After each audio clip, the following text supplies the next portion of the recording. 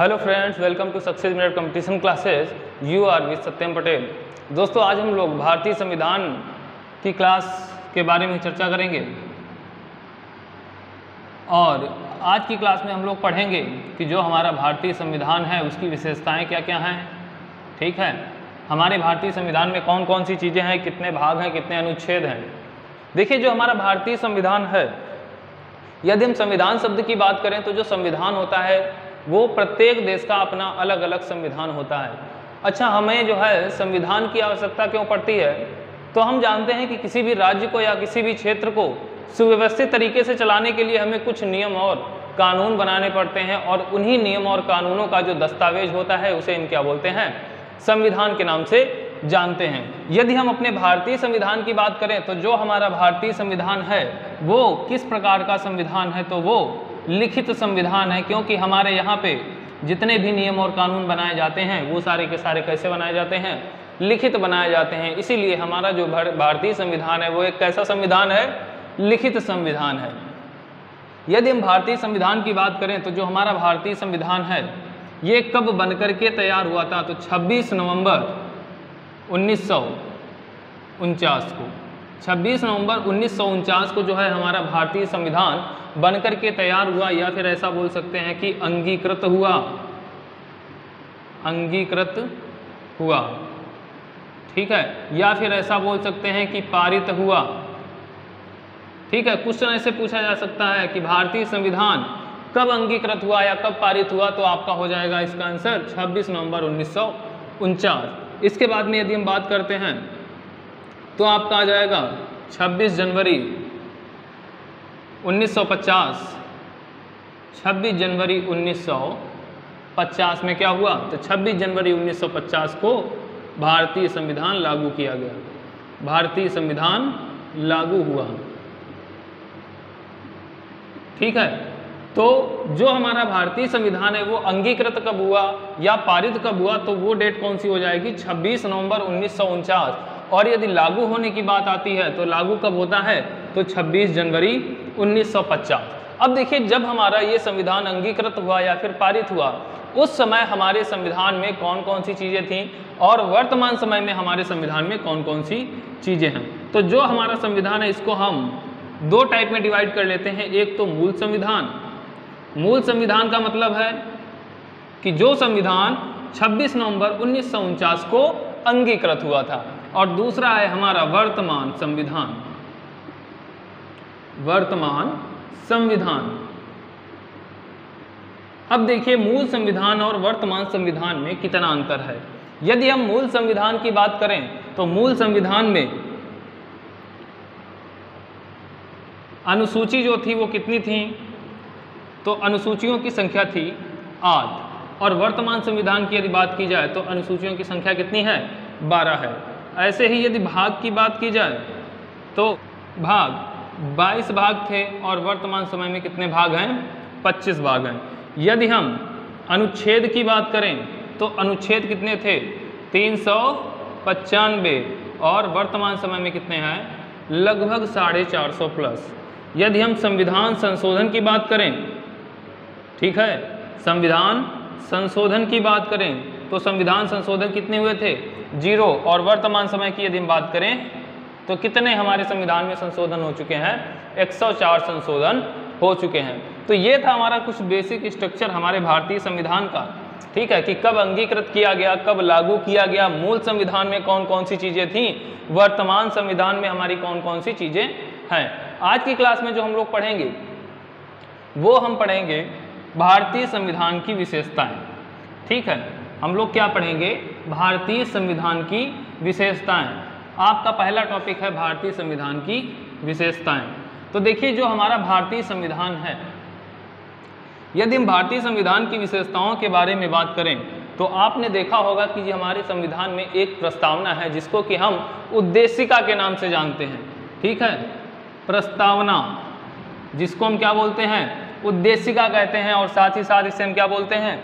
इसे संविधान की आत्मा भी कहा गया है या इसे संविधान की कुंजी भी कहा गया है। और इसी भारतीय संविधान की प्रस्तावना में हमारे संविधान की जितनी भी विशेषताएं हैं वो सारी की सारी विशेषताएं किसमें समाहित हैं?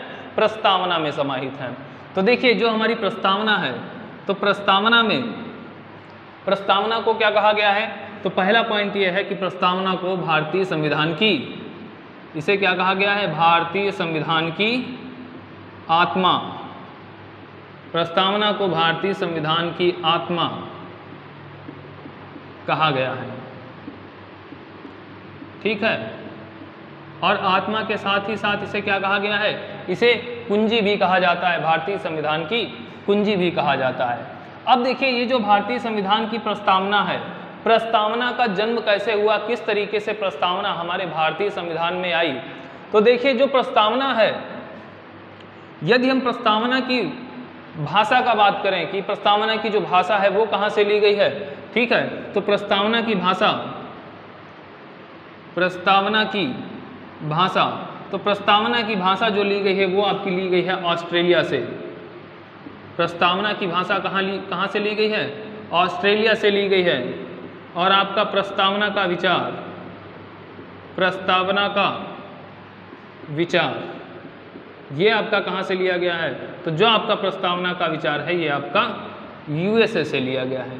ठीक है, प्रस्तावना की भाषा कहाँ से ली गई है, तो प्रस्तावना की भाषा आपकी ऑस्ट्रेलिया से ली गई है। और प्रस्तावना का विचार कहाँ से लिया गया है, तो प्रस्तावना का विचार जो है वो आपका यूएसए से लिया गया है। अब बात ये आती है कि जो हमारी प्रस्तावना है, ठीक है, इसकी उत्पत्ति कैसे हुई, किस तरीके से ये हमारे भारतीय संविधान में आई। तो देखिए जब संविधान सभा की पहली बैठक होती है, ठीक है, और संविधान सभा की पहली बैठक कब होती है, तो 11 दिसंबर 1946, ठीक है, 11 दिसंबर 1946। वैसे तो 9 दिसंबर 1946 को संविधान सभा की प्रथम बैठक की जाती है, जिसमें डॉक्टर सच्चिदानंद सिन्हा को अस्थायी अध्यक्ष बनाया जाता है। और ठीक उसके 2 दिन के पश्चात 11 दिसंबर 1946 को संविधान सभा की दूसरी बैठक की जाती है, जिसमें डॉक्टर राजेंद्र प्रसाद को जो है संविधान सभा का अध्यक्ष बनाया जाता है। ठीक उसके 2 दिन के पश्चात क्या होता है कि 13 दिसंबर 1946 को पंडित जवाहरलाल नेहरू जी के द्वारा, पंडित जवाहरलाल नेहरू जी के द्वारा जो है सर्वप्रथम उद्देशिका जो है वो प्रस्तावित की जाती है। उद्देशिका, सर्वप्रथम उद्देशिका जो है वो प्रस्तावित की जाती है। और फिर इसी उद्देशिका को की जाती है, और इसी उद्देशिका को जो है कब, तो 22 जनवरी 1947 ईस्वी को इसी उद्देशिका को क्या मिल जाता है, स्वीकृति मिल जाती है, स्वीकृति प्रदान कर दी जाती है। ठीक है, तो जो हमारी प्रस्तावना है, प्रस्तावना को सर्वप्रथम किसने प्रस्ताव रखा, प्रस्तावना के लिए या फिर उद्देशिका के लिए किसने प्रस्ताव रखा, तो उद्देशिका के लिए सर्वप्रथम प्रस्ताव किसके द्वारा रखा गया, पंडित जवाहरलाल नेहरू के द्वारा रखा गया। और कब रखा गया, तो 13 दिसंबर 1946 को रखा गया। प्रस्तावना को, हमारी प्रस्तावना को स्वीकृति कब प्रदान की गई, तो स्वीकृति कब प्रदान की गई, तो हो जाएगी डेट आपकी 22 जनवरी 1947, यानी कि 22 जनवरी 1947 को हमारी प्रस्तावना को स्वीकृति प्रदान की गई। अब बात करते हैं हम लोग प्रस्तावना की। जो प्रस्तावना है, प्रस्तावना में क्या बताया गया है कि हम भारत के लोग प्रभुत्व संपन्न समाजवादी पंथ निरपेक्ष लोकतंत्रात्मक गणराज्य बनाने के लिए, ठीक है, तो ये पूरी प्रस्तावना है। और इस प्रस्तावना को हम क्या करेंगे, इस पूरी प्रस्तावना को न पढ़ते हुए हम सिर्फ उन बिंदुओं पर बात करेंगे या प्रस्तावना में उन शब्दों की हम बात करेंगे जो शब्द हमारे परीक्षा के दृष्टिकोण से महत्वपूर्ण है, जो आपके परीक्षाओं में पूछे जाते हैं। ठीक है, तो जो हमारी प्रस्तावना में कुछ बिंदु हैं, हम उन बिंदुओं पर चर्चा करेंगे। देखिए, सबसे पहले जो प्रस्तावना में है कि हम भारत के लोग, जो हमारी प्रस्तावना है वो क्या दर्शाती है कि जो भारतीय लोग हैं वो सारे के सारे क्या हैं, एकता में बंधे हुए हैं। यानी कि हम भारत के लोग, सबसे ज़्यादा जो वरीयता दी गई है वो किस पे दी गई है, भारतीयता पे दी गई है। यानी कि हम भारत के लोग, ठीक है, हम क्या हैं, हम भारतीय हैं। ठीक है, हम न किसी जाति के धर्म रखते हैं, न किसी धर्म से संबंध रखते हैं। ठीक है, किसी भी प्रकार की भेदभाव या किसी प्रकार की असमानता हम में नहीं पाई जाती है। ठीक है, तो इसीलिए देखा होगा कि जब भी हम कोई फॉर्म वगैरह भरते हैं तो आपकी राष्ट्रीयता जब पूछी जाती है, नागरिकता आपकी क्या है, तो नागरिकता में हम क्या बताते हैं कि हम भारतीय हैं।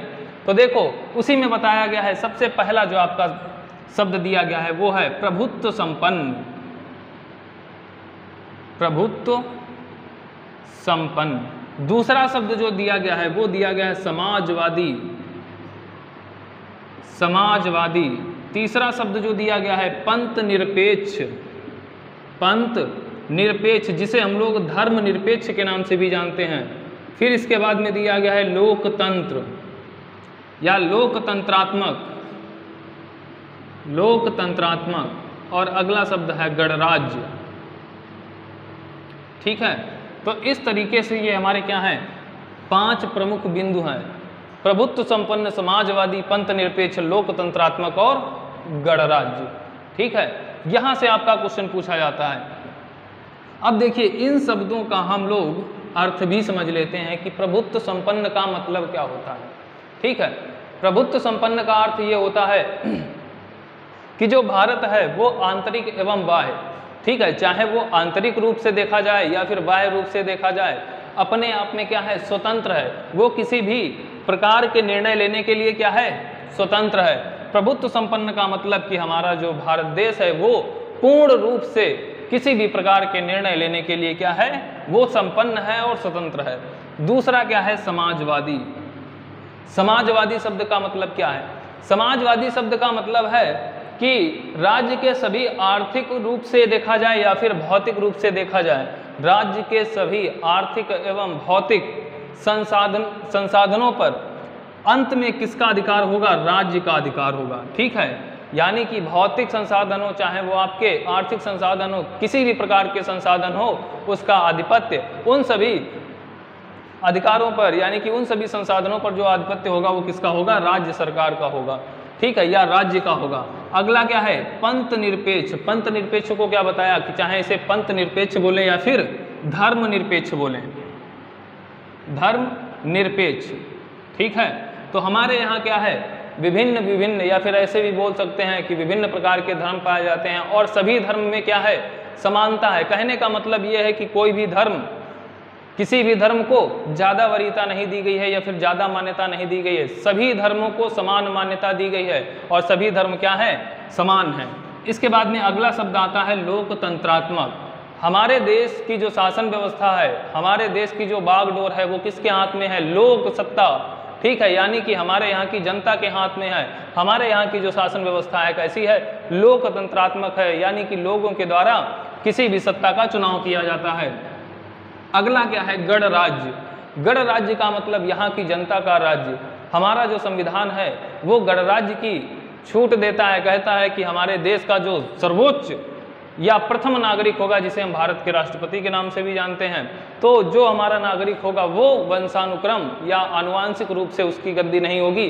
कोई भी व्यक्ति जो है वो उस शासक की गद्दी पर या फिर जो है राष्ट्रपति की गद्दी पर बैठ सकता है। ठीक है, तो इस तरीके से ये शब्द हैं। इसके बाद में कुछ और शब्दों की बात करते हैं, जैसे न्याय,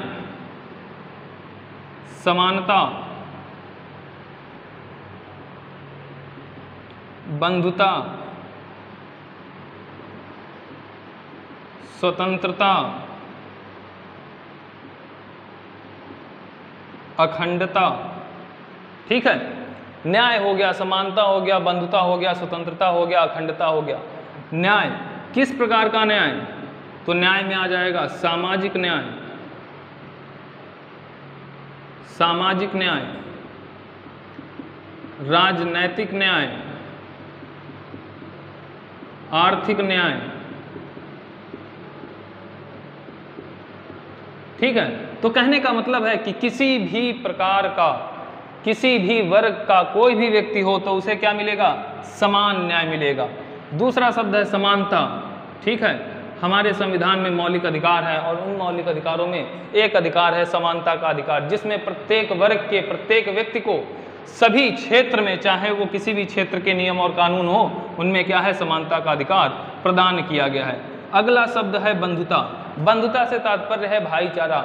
हमारे देश में जितने भी लोग हैं, जितनी भी जातियां हैं, जितने भी वर्ग पाए जाते हैं, उन सभी में क्या है, भाईचारे की भावना है, यानी कि वो सभी कैसे हैं, बंधुता की भावना से रहते हैं। अगला शब्द है स्वतंत्रता। प्रत्येक व्यक्ति जो है, स्वतंत्रता से तात्पर्य क्या है कि प्रत्येक व्यक्ति स्वतंत्र है। अब देखिए यहाँ पे दो शब्द आते हैं। एक चीज अभी कुछ लोगों के दिमाग में ये धारणा बनी होगी कि हम स्वतंत्र हैं तो हमें जो है कुछ करने क्यों नहीं दिया जाता है। स्वतंत्रता का तात्पर्य क्या है, दो शब्द होते हैं, एक तो होता है स्वतंत्रता और दूसरा शब्द होता है स्वच्छंदता। ठीक है, एक होता है स्वतंत्रता और दूसरा होता है स्वच्छंदता। अब दोनों में अंतर देखिए क्या होता है। स्वतंत्रता और स्वच्छंदता दोनों किस प्रकार से भिन्न है। स्वतंत्रता से तात्पर्य है कि हम जो भी हमारे नियम है, कानून है, उन कानून के दायरे के अंदर रहकर हम किसी भी क्रियाकलाप को करने के लिए क्या है, स्वतंत्र हैं। ठीक है, कानूनी दायरे के अंदर रहकर हम किसी भी प्रकार का क्रियाकलाप करने के लिए क्या है, स्वतंत्र हैं, तो उसे हम क्या बोलेंगे, स्वतंत्रता। अर्थात हम ऐसा कोई भी कार्य कर सकते हैं जिससे किसी भी या किसी दूसरे व्यक्ति को किसी भी प्रकार का ठेस या फिर नुकसान न पहुंचे। स्वच्छंदता का मतलब क्या है, स्वच्छंदता का तात्पर्य यह है कि हम सुखी हों, दूसरा व्यक्ति उसको नुकसान पहुंचे, कुछ भी पहुंचे, उससे कोई भी लेना देना नहीं है। जैसे हमारे पास लाठी है और कोई भी सामने से व्यक्ति आ रहा है तो हम उसको चला के मार दें, ठीक है, तो हम ये नहीं कहेंगे कि हम स्वतंत्र हैं तो हम जिसको चाहें उसको मारें। तो ये चीज़ क्या हुई, ये हुई स्वच्छंदता। यानी कि हमने क्या किया, स्वतंत्रता का दुरुपयोग किया। हमने कुछ कानूनी दायरों से बाहर जाकर के हमने अपनी स्वतंत्रता का परिचय दिया है। ठीक है, कहने का मतलब ये है कि जब हमारे द्वारा या हम अपनी सुख के लिए या अपनी भौतिक आवश्यकताओं की सुख के लिए हम दूसरे को यदि हम दुख पहुंचाएंगे, ठीक है, या दूसरे को ठेस पहुंचाएंगे, तो वो शब्द क्या कहलाएगा, तो वो शब्द कहलाएगा स्वच्छंदता।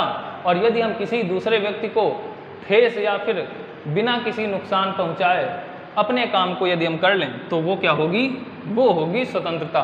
तो हम जो है वो स्वतंत्र हैं, न कि स्वच्छंद हैं। तो कोई ऐसा कार्य मत करना कि किसी दूसरे व्यक्ति को किसी भी प्रकार की क्षति पहुंचे। ठीक है भैया। अगला शब्द देखो, अगला शब्द है अखंडता। ठीक है, अखंडता, एकता, अखंडता। अखंडता का मतलब यानी कि क्या है कि हम सभी जो है भारत में एक साथ बंधे हुए हैं। ठीक है, हम सभी लोग जो है एक साथ हैं और किसी भी प्रकार से कोई भी व्यक्ति जो है वो विभाजित या फिर ऐसा बोल सकते हैं कि किसी के बहकावे में नहीं आएगा और हम जो है विभाजित नहीं होंगे। हम सब क्या हैं, हम सब में एक यूनिटी है, अखंडता है। ठीक है, अब देखिए इसमें कुछ शब्द हैं, क्वेश्चन इसमें कैसे पूछे जाएंगे कि जो हमारे संविधान की प्रस्तावना है, ठीक है, उस प्रस्तावना में निम्नलिखित में से कौन सा शब्द नहीं है। ठीक है, इसमें से ऑप्शन दे देगा और एक बाहरी ऑप्शन दे देगा और आपको बताना होगा कि कौन से शब्द जो है हमारी प्रस्तावना में हैं या फिर नहीं है। दूसरा क्वेश्चन यहाँ से आ सकता है कि जब हमारा संविधान बना था, यानी कि 26 नवंबर 1949 को जो संविधान हमारा बनकर के तैयार हुआ था, उस संविधान में निम्नलिखित में से कौन से शब्द नहीं थे। तो उसमें से कौन कौन से शब्द नहीं थे। जब हमारा भारतीय संविधान बना था उस समय ना तो समाजवादी शब्द का जिक्र किया गया था, न ही पंथ निरपेक्ष का और न ही अखंडता शब्द का। समाजवादी, पंथ निरपेक्ष और अखंडता, ये जो तीन शब्द हैं, इन तीन शब्दों को बाद में जोड़ा गया, बाद में शामिल किया गया। और कब शामिल किया गया तो इसको नोट कर लेंगे, 42वें संविधान संशोधन, 42वें संविधान संशोधन वर्ष 1976 के अंतर्गत।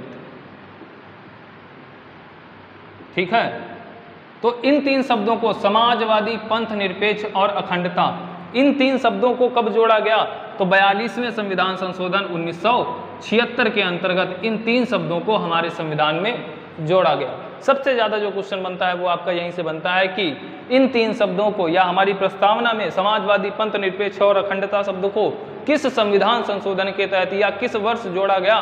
तो संविधान संशोधन यदि पूछता है तो 42वां संविधान संशोधन, और यदि वर्ष पूछता है तो 1976। ठीक है, इस तरीके से जो है हमारा ये क्वेश्चन कंप्लीट हो जाता है। इसके बाद में यदि हम बात करते हैं, इसमें कुछ शब्द दिए गए हैं और उन शब्दों की यदि हम बात करें, जैसे न्याय, न्याय शब्द को कहाँ से लिया गया है? तो न्याय शब्द को कहाँ से लिया गया है? ये लिया गया है रूस की क्रांति से, रूस की क्रांति। और रूस की क्रांति कब हुई थी? तो सभी को पता होगा 1917 ईस्वी में। इसके बाद में समानता, बंधुता और स्वतंत्रता, ये शब्द कहाँ से लिए गए हैं? तो ये लिए गए हैं फ्रांस से। ऐसे ही जो गणराज्य शब्द है ये कहाँ से लिया गया है? तो ये भी आपका फ्रांस से लिया गया है। और जो आपकी समानता है, स्वतंत्रता है और स्वच्छंदता है, ये आपके कहाँ कब लिए गए? तो फ्रांस की क्रांति 1789। ठीक है, फ्रांस की क्रांति कब हुई थी? तो 1789। तो इस फ्रांस की क्रांति से आपके समानता, बंधुता और स्वतंत्रता शब्द लिए गए हैं। अब हम लोग बात करेंगे, सीधे डायरेक्ट पॉइंट पे आते हैं। ठीक है, वन लाइनर टाइप का लिखते हैं कि संविधान की विशेषताएं क्या हैं। जो हमारा भारतीय संविधान है, इस हमारे भारतीय संविधान की कौन कौन सी प्रमुख विशेषताएं हैं?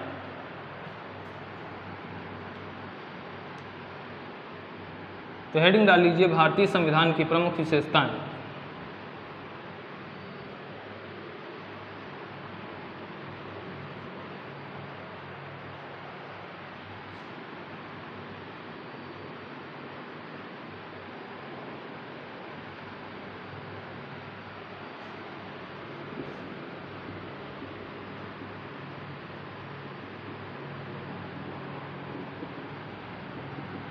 ठीक है, तो सभी लोग जानते हैं कि जो हमारा भारतीय संविधान है इसमें कितनी विशेषताएं पाई जाती हैं या कौन कौन सी विशेषताएं हैं। तो देखिए, जो हमारा भारतीय संविधान है सभी को पता है, ये विश्व का सबसे बड़ा लिखित संविधान है। ठीक है, भारतीय संविधान जो है वो कैसा है? वो विश्व का सबसे बड़ा लिखित संविधान है। तो पहला पॉइंट इसमें नोट करेंगे कि भारतीय संविधान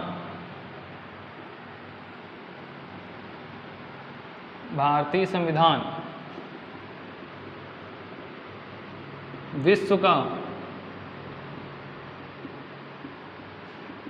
सबसे बड़ा लिखित संविधान है।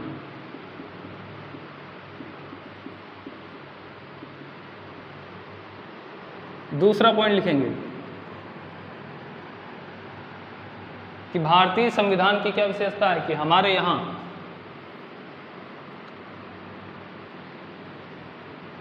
भारतीय संविधान विभिन्न देशों के संविधान से या विदेशी देशों के संविधान का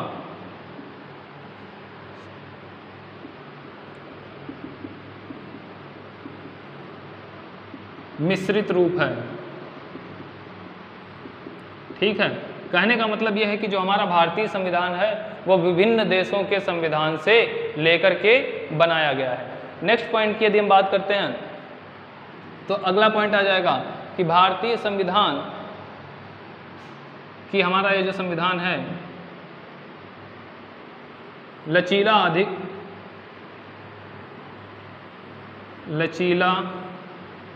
अधिक तथा कठोर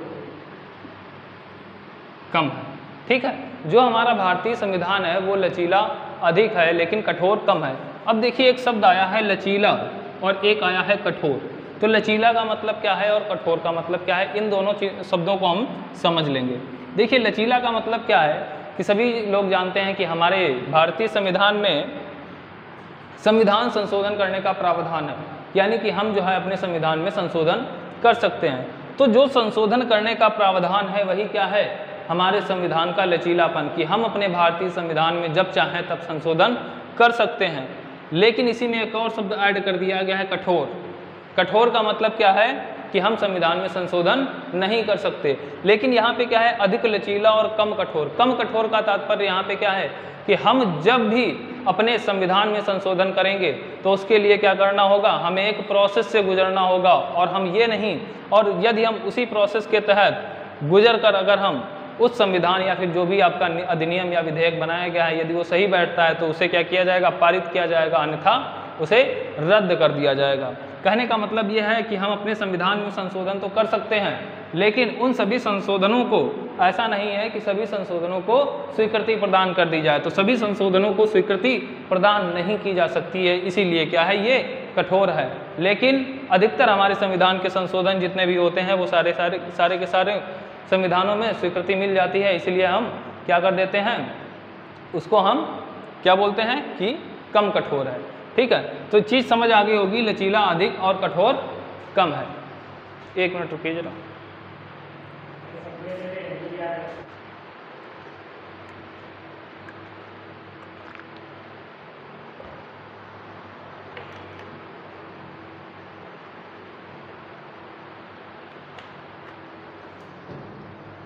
चलिए देखिए, इसके बाद में नेक्स्ट पॉइंट की यदि हम बात करें तो हमारे भारतीय संविधान में जो हमारा सुप्रीम कोर्ट है या फिर सर्वोच्च न्यायालय,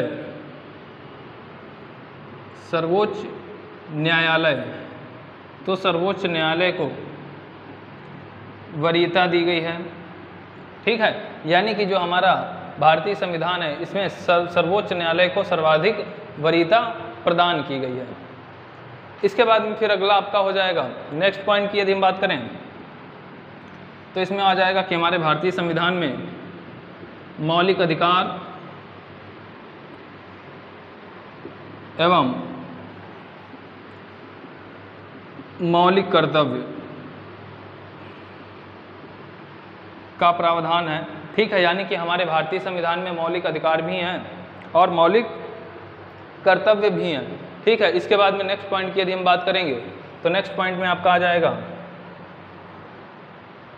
कि राज्य के नीति निर्देशक तत्व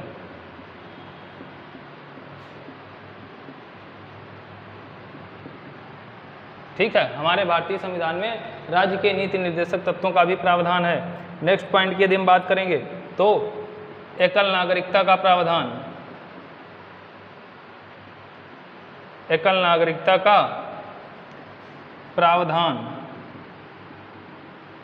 ठीक है, और क्या है कि हमारा जो भारतीय संविधान है उसमें जो है पंथ निरपेक्ष का प्रावधान या पंथ निरपेक्षता हमारे भारतीय संविधान में पंथ निरपेक्षता पाई जाती है। ठीक है, तो ये थी हमारी कुछ भारतीय संविधान की प्रमुख विशेषताएं और आज की क्लास में हम लोग इतना ही रखेंगे। आगे की क्लास हम लोग कल चर्चा करेंगे और यदि किसी भी व्यक्ति का कोई भी प्रकार का क्वेश्चन हो, ठीक है, तो वो जो है कमेंट करके बता सकता है। धन्यवाद।